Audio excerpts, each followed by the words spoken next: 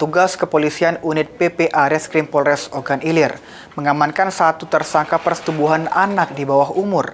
Tersangka sempat buron dan menjadi DPO sejak tahun 2019.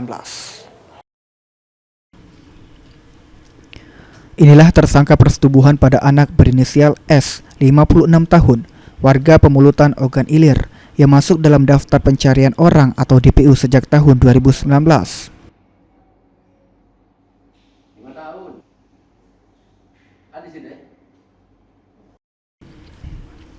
Pelaku S ditangkap petugas unit PPA Satreskrim Polres Ogan Ilir pada Senin 12 Januari 2026.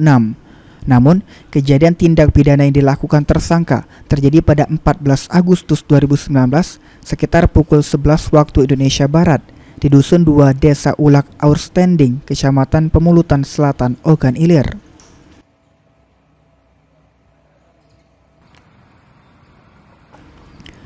Korban merupakan anak perempuan di bawah umur yang saat istirahat sekolah dipanggil pelaku masuk ke dalam rumahnya hingga dipaksa pelaku melayani nafsu birahinya.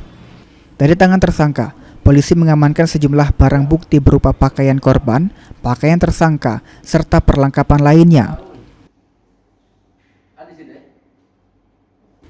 Guna mempertanggungjawabkan perbuatannya, tersangka S mendekam di rumah tahanan Polres Ogan Ilir. Tersangka dijerat dengan pasal 81 Undang-Undang Nomor 17 Tahun 2016 tentang perlindungan anak dengan ancaman hukuman di atas 5 tahun penjara.